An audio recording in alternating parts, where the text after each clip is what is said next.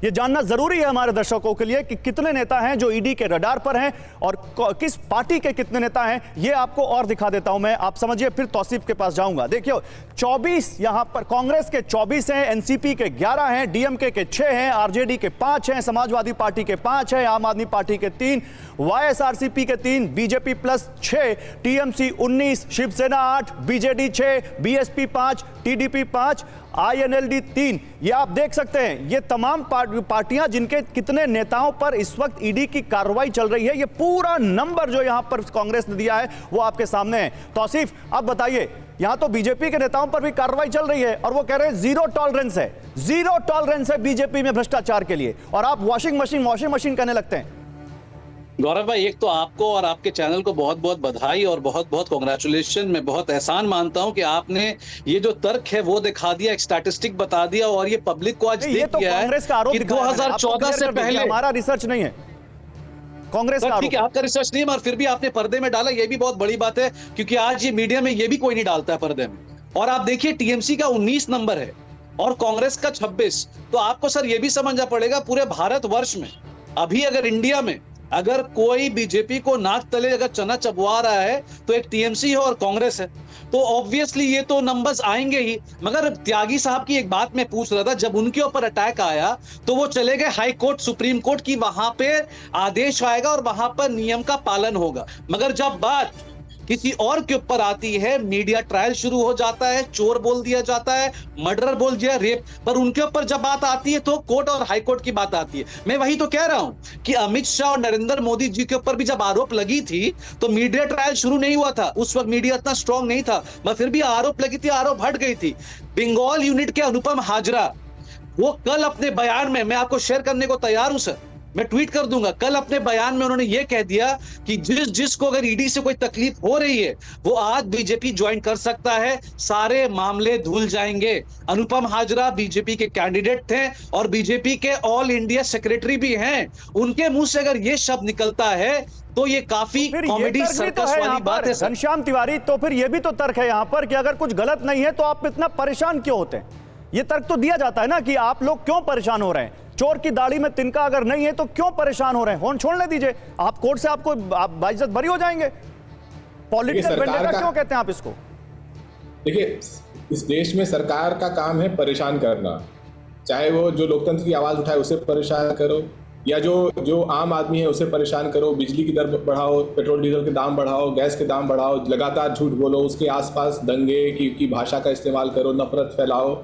तो इस सरकार ने जिस ठेका ले रखा है देश को परेशान करने का, जो सवाल अभी आपने पूछा था, ये अक्टूबर 25, 2021 का बयान है, जिसमें बीजेपी के एमपी संजय पाटिल कहते हैं कि ईडी कभी मेरे पीछे नहीं आएगा क्योंकि मैं बीजेपी का एमपी हूँ।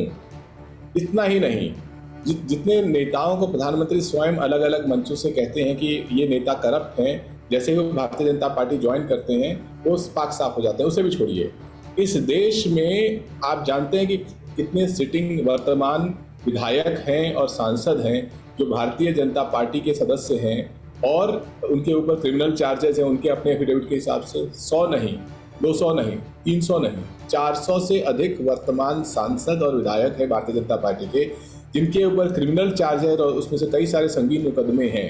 ऐसे में जो आपने लिस्ट दिखाई कि ईडी के लिए केवल 5-6 ही ऐसे नेता मिले, जहां उनकी अपनी एफिडेविट में लिखा हुआ है कि 450 ऐसे लोग हैं जो जिनके ऊपर क्रिमिनल चार्जेस है एक से बढ़कर एक, लेकिन ईडी ने उसमें से 6 लोगों को चुना। इसीलिए भारतीय जनता पार्टी का जो नेतृत्व है इस समय डरा हुआ है और उस डर में उस कोशिश कर रहा है। ये बात आप पहले भी बोल चुके हैं, इस बारे में आप पहले भी इस बारे में अपनी बात रख चुके हैं। मैं कुछ और ग्राफिकल रिपोर्ट दिखाना चाहता हूं। देखिए, भ्रष्टाचार और घोटाले के आरोप चाहे जितने लगते रहे हो, लेकिन जो बड़ा प्लेयर होता है ना वो तो सीन से बाहर हो जाता है। आइए ग्राफिक्स के जरिए आपको एक तरफ घोटाला तो वही दूसरी तरफ अंजाम दिखाते हैं, आपको समझ में आएगा। विजय माल्या, जिस पर 9,000 करोड़ रुपए के घोटाले का आरोप है, वो फरार है और अभी तक देश नहीं आ सका है। नीरव मोदी, जिसके ऊपर 11,000 करोड़ से ज्यादा के घोटाले का आरोप है, यह भी फरार है।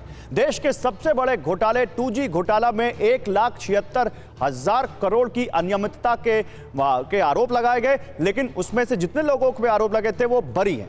1,86,000 करोड़ रुपए का कोयला घोटाला जिसकी जांच अभी भी जारी है। कॉमनवेल्थ घोटाला 70,000 करोड़ रुपए का जिसमें सजा हुई। बोफोर्स 64 करोड़ रुपए का घोटाला, लेकिन मुख्य आरोपी को सजा नहीं हुई।